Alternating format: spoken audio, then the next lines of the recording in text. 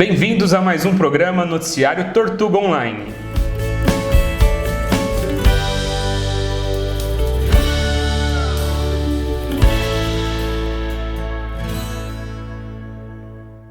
Estamos de volta com mais um programa Noticiário Tortuga Online e antes de começarmos as entrevistas de hoje, já deixa aí o seu like, inscreva-se no nosso canal, ative o sininho para você receber todas as notificações e não perder nenhum vídeo que nós temos aqui toda semana para você. E hoje nós vamos falar sobre uma das técnicas que mais cresce dentro da pecuária, o creep feeding. Você sabe o que é? Se não, fique conosco aqui nesse programa que nós vamos responder para você o que é o creep feeding, como desenvolver da maneira correta, como criar um projeto para a sua fazenda. E para começar, vamos conversar com o Marcelo Guimarães, ele que é gerente técnico regional da DSM. Tudo bem, Marcelo? Bem-vindo aqui ao Noticiário Tortuga Online. Tudo bem, cara. É um prazer estar aqui conversando com você e com a turma aí toda que assiste o Noticiário Tortuga Online. O prazer é todo nosso em receber você aqui. Marcelo, o nosso assunto de hoje é creep feeding. Vamos explicar um pouquinho para essa turma aí que está nos assistindo em que consiste o creep feeding e como que a gente pode ajudar eles a tirar todas as maiores dúvidas? Ok, cara.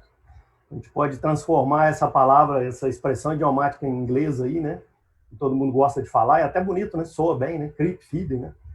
Isso aí, na verdade, é uma técnica que foi desenvolvida no final da década de 70, começo de 80 aí, onde os americanos descobriram que eles poderiam cercar alguns pedaços de pasto com uma gramínea de melhor qualidade, onde só o bezerro entraria ali e eles teriam bezerros aí desmamados mais pesados, né? Logo depois essa tecnologia evoluiu e a gente usa hoje concentrados, né? Ou proteicos energéticos aí, e os bezerros se alimentam diferente da mãe, onde eles entram, somente eles têm acesso a esse cercado ou a essa instalação, né? E eles conseguem agregar valor na composição de ganho de carcaça aí ao desmame. Certo. E como que essa técnica ela veio para o Brasil? Cara, essa técnica veio para o Brasil justamente pela pressão de seleção que o Brasil vem trabalhando, né? O Brasil vem trabalhando aí desde a década de 70 aí para cá, num desenvolvimento constante de biotecnologias da reprodução bovina, né? E hoje nós somos referência mundial nisso, né? Então, todas as biotecnologias hoje, desde clonagem até a própria inseminação artificial tempo fixo, né, foram melhor desenvolvidas aqui no Brasil pelo potencial que nós temos de rebanho. Nós temos aí hoje 200 e poucas milhões de cabeças, sendo que mais ou menos dos 180 milhões dessas 200 milhões são gado de corte em pastagem, né? Então, você vê que é um potencial enorme, é um dos maiores rebanhos do planeta hoje. A gente perde um pouquinho só para a Índia, em termos de tamanho de rebanho, mas em termos de rebanho comercial, nós somos o maior rebanho do planeta hoje, bovino, né? E o pessoal trouxe essa tecnologia porque o pessoal começou a pressionar muito o crescimento genético dos animais. A gente precisava melhorar o nosso rebanho para a gente poder criar mais animais no mesmo espaço e eles se alimentando de maneira mais eficiente. Então, com essa pressão, a gente começou a descobrir que a fisiologia dos animais permitiu, né, trazer essa técnica americana para cá, né? Essa técnica eu falo americana porque foram eles que criaram, né, do pastejo. E nós aperfeiçoamos ela na parte de coxo. Então, os alimentos hoje que a gente usa, né, os concentrados hoje, são referência também mundial na parte de nutrição. Você estava me contando aqui uma história aí sobre que antes os produtores davam muito valor a um tipo de bezerro e hoje eles querem carcaça. E isso, o creep feeding, ele ajuda bastante, né? Anteriormente, né, Caio, os produtores, né, de gado, eles selecionavam os bezerros na desmama, os bezerros mais gordos, né? Então você tinha os bezerros tomatão, né, que o pessoal chamava, né? Eram os bezerros tomate, os bezerros redondos, né? Hoje o pessoal descobriu o seguinte: como o bezerro é um animal que nasce como monogástrico, ou seja, ele nasce com um estômago só funcional, por isso ele aproveita tanto o leite da mãe, né? E as outras cavidades estomacais, ou as outras 3 cavidades, se desenvolvem até os 5 meses de idade, eles se tornam ruminante. O pessoal descobriu, Caio, que usando a fisiologia do bezerro, né, o bezerro nasce como monogástrico, ele nasce com um estômago praticamente funcional somente, né? E ele se transforma em poligástrico ou ruminante com mais ou menos 4 a 5 meses. Os outros estômagos ficam funcionais. Quando isso foi descoberto, o pessoal notou que se a gente usasse uma nutrição voltada para os bezerros desenvolverem crescimento de carcaça, os bezerros têm um crescimento até os os 8 meses, ou até mais ou menos aí a puberdade, né, até quase um ano, eles têm um crescimento alométrico, né, que significa que eles crescem nas diferentes partes do corpo de velocidades diferentes. Então a gente descobriu que se a gente pudesse manipular isso de um lado positivo, fornecendo para o bezerro uma nutrição adequada para ter composição de ganho, né, de peso em carcaça, seria muito melhor proveitoso, porque você desmama um animal com mais de 230 quilos, ou 240, ou até 250 quilos, e você fazendo uma conta aí para o peso de abate, né, se vai desmamar e vai abater um animal com 530, você está quase com 50% do peso já ao desmame, né, que seria entre 7 e 8 meses de idade. Então, essa foi o maior fator, né, que levou ao desenvolvimento desses nutrientes, né, e dessas composições que a gente tem hoje, desses suplementos que a gente usa para bezerro no Creep Feeder. E falando aí desse ganho de peso que os bezerros têm, existe uma maior vantagem ou diferença do creep feeding para algumas raças, por exemplo, de animais taurinos ou zebuínos? A única diferença que tem, Cairo, é com a alimentação, né? O gado zebuíno, principalmente o Nelore, né? O rebanho nacional hoje tem mais de 85% do germoplasma do rebanho nacional é Nelore, né? O Nelore se difundiu e se adaptou muito bem ao Brasil central e ao norte, né, do país, e até ao sul também, perto do Rio Grande do Sul, a gente tem bastante criadores.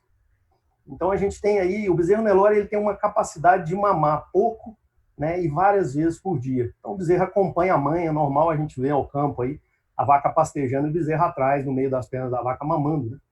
Isso é uma atitude que o Nelore faz porque ele mama pouco e mama várias vezes ao dia. Em alguns experimentos aí, feitos pelas universidades renomadas aí, chegaram a medir aí de até 20 vezes por dia de mamadas, né? De bezerros Nelore aí, que eles mamavam acima de 200 quilos, né? Então são animais que mamam pouco e mamam várias vezes, né? E eles limpam o úbere da vaca, a vaca produz mais, porque ela produz sob pressão, né? Então quando diminui a pressão interna do úbere, ela produz novamente, e eles voltam para mamar mais tarde. Já os taurinos são um pouco diferentes, como as vacas produzem um pouco mais de leite, eles mamam tudo que a vaca tem, eles mamam bastante na hora de mamar, e assim que eles mamam, eles têm a capacidade de deitar, é como se fosse uma criança, né?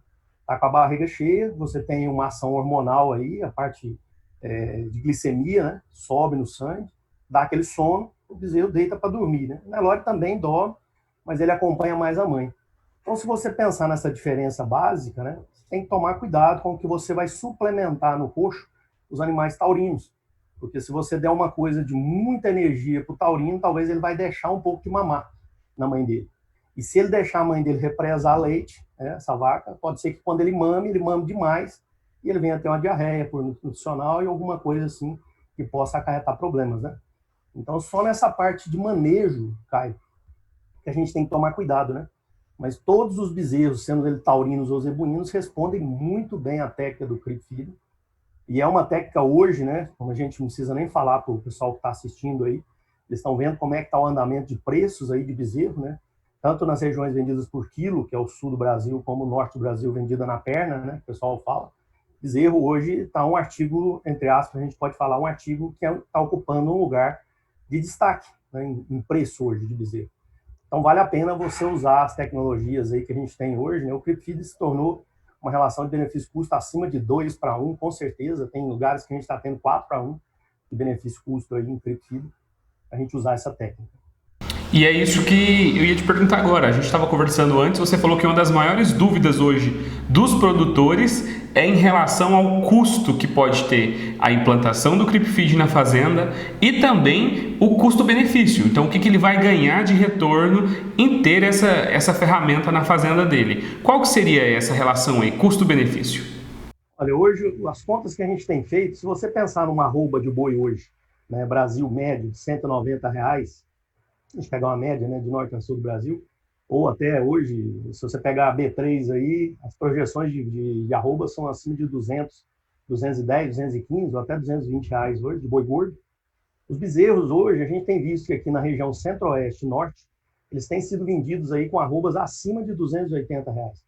Não com 210, igual o boi gordo tem sido vendido. Eles têm sido vendidos acima de 280, em alguns casos atingindo R$300 com arroba de bezerro.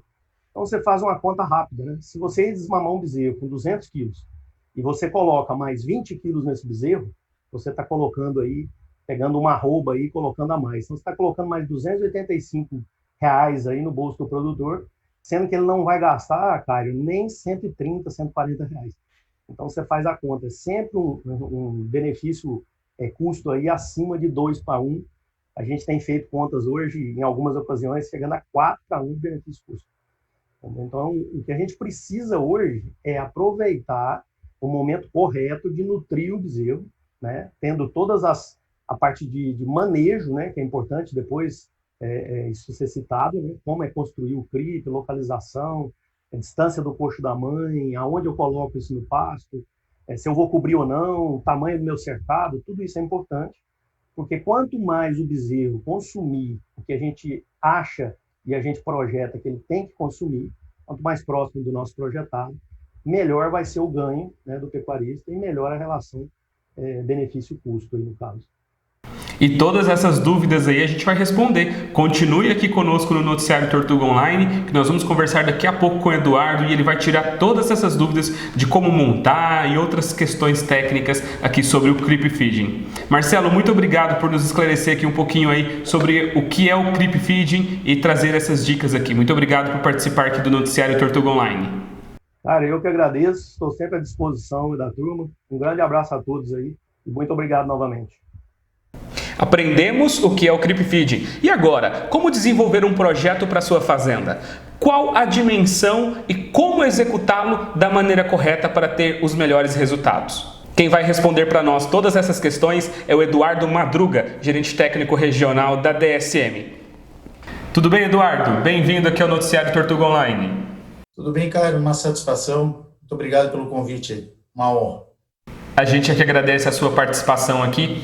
Eduardo, neste programa especial que estamos falando aqui sobre as vantagens e o que é o Creep Feeding, eu vi uma frase sua que eu achei muito interessante. Você disse o seguinte, que o Creep Feeding é a ferramenta nutricional de maior impacto no sistema de cria ou de ciclo completo, desde que bem implementado.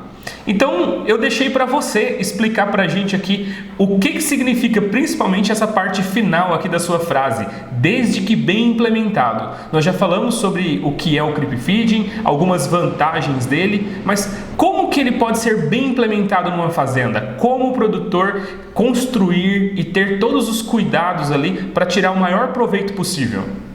Perfeito, Caio. Essa frase eu carrego ela comigo já há muitos anos. Há 16 anos trabalhando em sistemas de cria, com a implantação de Creep Feeding, e presenciando muitos casos de sucesso e alguns casos de insucesso, onde não são respeitados os pontos fundamentais para que esse Creep realmente tenha sucesso. Os casos de sucesso, onde se respeita estrutura ideal, apropriada, no local certo, com metragem de coxo, metragem de área de lazer, posicionamento nos pastos, nas invernadas, como chama aqui no sul do Brasil, são essenciais. Quando a gente observa projetos que não respeitam todo o detalhamento, o resultado de incremento de peso, que muitas propriedades são cerca de 10% a 15% ao ano o uso da ferramenta, quando respeitados todos os detalhamentos, o sucesso é garantido. Então, chama atenção para essa frase.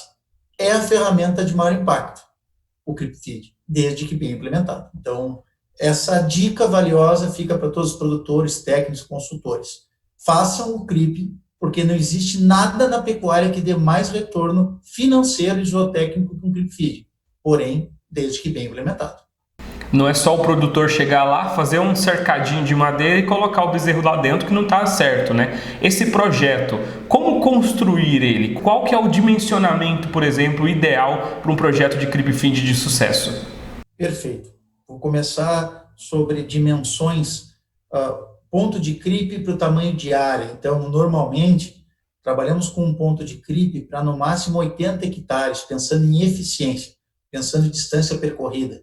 E aonde estar dentro dessas 80 hectares como tamanho máximo, para um ponto de creep atender 80 hectares, pensando numa pecuária de cria extensiva ou semi-extensiva, com animais a pastos, não estamos falando de sistemas rotacionados nem sistemas de praça. Podemos chegar nesse ponto também. Temos sistemas rotacionados com praça central, com parcelas de 5 hectares, que é muito mais fácil de trabalhar o conceito da praça. Falamos da pecuária tradicional do Brasil, que é a pecuária a pasto. Então, muitas vezes, temos um ponto de CRIP para atender pastos de 300, 400, 500 hectares. Então, precisamos nos atentar a isso. Um ponto de CRIP para cada 80 hectares, desde que bem centralizado, desde que fácil acesso para o gado, num paradouro, ou como chama no norte do Brasil, malhadouro natural, onde esse gado tem por rotina estar deitado, estar descansando, estar ruminando. Ali é o local exato, normalmente é perto, próximo ao coxo de experimentação da vaca. Aliás, fundamental, deve ser ao lado do coxo da vaca, mas sobre o ponto de escolha, aonde fazer o CRIP dentro dessa área, quem nos diz é o hábito natural do gado. Não é o que é mais conveniente para o produtor, para o técnico, para o operador. Muitas vezes a gente nota isso. Está perto de uma porteira, está perto de um conchete, porque facilita o abastecimento. Só que se o gado não tem o hábito fisiológico, natural, de estar ali, não vai dar certo. Lembrando que o CRIP nós queremos trabalhar desde as primeiras semanas de vida. Nesses 20 anos de programa Boi Verde, um pouco mais de 20 anos, 22 anos de programa Boi Verde, a DSM, através da Tortuga, que é a marca de suplementos para ruminantes da DSM, ela trabalha com fosbovinho. Esse fosbovinho ele evoluiu para fosbovinho proteico ADE. É o melhor produto, é o produto de maior impacto e de consumo ajustado, um consumo baixo para o resultado que apresenta. Então, nós estamos falando de uma ferramenta que, quando utilizado de forma correta, com uma vaca bem mineralizada, com um produto como Fosbov Reprodução, Fosbov 20, que atenda a aleitamento, porque isso, cara, é um ponto de observação. O sucesso, como é que a gente faz um bezerro sair de 600 gramas de ganho médio diário, que é a média Brasil, e evoluímos para 700, 800, 900, 1 quilo de GMD do nascimento de mama. É o somatório da funcionalidade do efeito do CRIP, mais a suplementação e o aleitamento correto por parte da mãe. Ponto muito importante. Não tem como fazer o resultado apenas com o uso de CRIP, com o uso de fosbovinho ou com o uso de ração. Então, vamos falar das dimensões, que foi o que você perguntou. Se eu trabalho com 0,1% do peso vivo, ou seja, consumo médio de 1 grama por quilo de peso vivo, eu posso trabalhar com 10 centímetros como mínimo de linha de coxo. 10 centímetros como mínimo. Então, se eu tenho, por exemplo, um coxo coberto, o ideal é sempre trabalhar com cobertura para evitar molhar. Temos aqui no sul do Brasil chuvas constantes o ano todo, temos características no resto do Brasil central e norte, chuvas concentradas. O fato é que o produto do CRIP não pode molhar. Se molhar, ele perde palatabilidade, perde o atrativo. Então, respondendo objetivamente, para quem trabalha com lotes de 50 bezerros, isso pode ser projetado 50, 100, 200, só um número bastante comum na pecuária brasileira do sul do Brasil. Um coxo de 2,5 metros seria uma estrutura de linha de coxo para 50 bezerros, como ideal. E a área de lazer, nós podemos comentar que nós temos projetado 2 tipos de área de lazer, podemos comentar logo à frente. A metragem quadrada, quando trabalhado com 0,1% do peso vivo, que é com 10 centímetros de linha de coxo, a metragem quadrada, 1 metro quadrado por animal, por indivíduo, por bezerro, como mínimo, ideal. Se começamos a trabalhar no sistema com ração, Caio, e aí começamos a trabalhar de 0,5% do peso vivo até 1% do peso vivo, com o uso de ração, nós temos que ampliar a metragem da linha de coxo, para no mínimo 20 centímetros por bezerro, por terneiro. E a área de lazer, do cercado, que tem muita influência no sucesso do projeto, precisa ser aumentada para 2 metros quadrados por bezerro, por terneiro. São pontos fundamentais no sucesso do CRIP. E uma questão fundamental, a altura do coxo, do beiral do coxo, onde o bezerro consome o produto, precisa estar a 30 centímetros, no máximo 40 centímetros do solo. E para que tenha todo o sucesso, ao lado tem o coxo da vaca, da mãe. O coxo da mãe precisa estar a 1 metro do chão para que o bezerro, para que o terneiro não acesse o suplemento da mãe. Não existe mal algum dentro da nossa linha de suplementos. Se o bezerro lamber um produto, não tem problema. Só que se ele lamber o produto da mãe, ele vai menos vezes, vai consumir menos o produto específico dele. Então, são pontos de atenção. Então, localização, dimensão de coxo, dimensão de cercado, levantar o beiral do coxo da mãe posicionar esse coxo da mãe a 3 metros, 2 metros, 4 metros no máximo do cercado, para que, de novo, a professora do bezerro, né, Cairo, nesses primeiros 30, 40 dias é a mãe, aonde a vaca vai e o bezerro vai. Então, por isso, desses detalhes todos, que decidem jogo, né, que são fundamentais para que dê certo. É isso mesmo, Eduardo. E todas essas regras que você citou aqui, que tem que ser mantido no creep feeding, todo esse detalhamento de posicionamento, dimensão, quantidade de animal, a gente sabe que isso, igual você falou, é muito variável também de acordo com o projeto de cada produtor, né? Por isso os produtores eles precisam fazer um projeto bem elaborado, ter tudo isso bem direcionado ali no papel para ser executado um creep feeding de sucesso. E para isso, os técnicos da DSM também estão à disposição aí para ajudar os produtores, não é mesmo, Eduardo? Perfeito. Personalizar o projeto, né? Porque temos muitas distinções em projetos de pecuária, inclusive na de cria. Temos pessoas com taxa de lotação de 1 OA por hectare e pessoas com 5 OA por hectare. Isso influencia nas dimensões, na tomada de decisão. Então, por isso que a DSM tem, somente no Brasil, mais de 700 profissionais técnicos a campo para atender o produtor, para personalizar o projeto, para fazer acontecer da forma mais correta possível. Creep feeding, com presença técnica e suplemento de qualidade, o resultado é garantido. É nisso que a DSM acredita. A linha de suplementos Tortuga, ela entrega muito resultado, porém a orientação técnica é um grande diferencial e sempre foi e sempre será.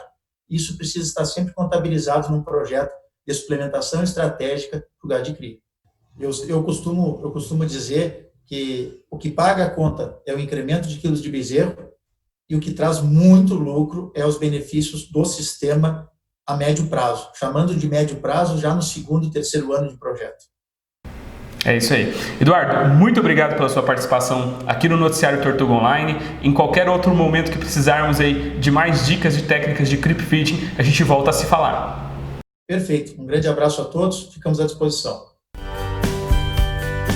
Agora que nós aprendemos o que é o creep feeding e como ele pode aumentar a rentabilidade da sua fazenda, está na hora de executá-lo. Precisa de um auxílio? Então entre em contato com um dos técnicos da DSM pelo site tortuga.com.br. Lá você vai ter todo o suporte técnico necessário para fazer o seu projeto de creep feeding para a sua fazenda. E se você quer mais dicas de como você pode aumentar a produtividade da sua fazenda, assista os outros vídeos aqui do nosso canal e também não deixe de se inscrever. Inscreva-se aqui no nosso canal, ative o sininho para você receber todas as notificações. Deixe também o seu like nesse vídeo com as suas dúvidas, as suas sugestões.